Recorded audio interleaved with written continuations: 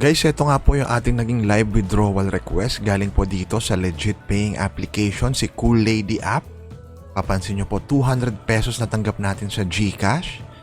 Kaya naman kung gusto nyo rin po makasabay kumita, sana po tutukan nyo itong ating buong video. Hello guys, kamusta po kayong lahat at welcome po ulit dito sa ating bagong video. At syempre, for today po, bagong legit application ang ipifeature natin. Kaya naman sana po, tutukan nyo itong ating buong video. Guys, ito pong ating video ngayon about dito kay Cool Lady app. Update po para sa payout po doon sa gold coins. So, itong gagawin nating live withdrawal ngayon ay sa gold coins. Matatandaan nyo po sa last video natin, in-explain natin na 200 pesos ang minimum para makapag-payout dito through GCash. So, ito po, tayo ay magla-live withdrawal request. 200 pesos and 97 cents. No? Mapapansin nyo sa start ng ating video, pinakita natin yung naging payout natin sa GCash. Patunay po na legit at paying siya. Yung payout naman po sa mga nagtatanong about sa green money, nagawa natin ng video yan.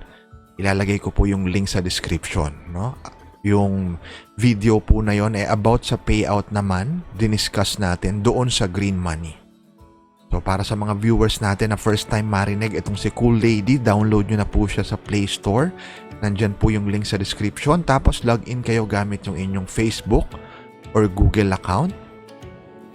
So bigyan ko lang po kayo ng preview, no, para sa mga bagong viewers natin dyan na hindi pa alam itong si Cool Lady. Kailangan nyo lang pong maalis yung mga obstacle para makarating po yung babae dun sa dulo. At syempre tayo makapag-collect ng gold coins at makapag-level up. Sa green money, ayan, 580 pesos po yung minimum para makapag-withdraw. Merong conditions yan. Kung gusto nyong malaman, nandun nga po yung video. Yung link nasa description. Kung gusto nyong mapanood yung video natin about dyan sa green money. Kasi ngayon po, ang diniscuss natin yung withdrawal sa gold coins na 200 pesos.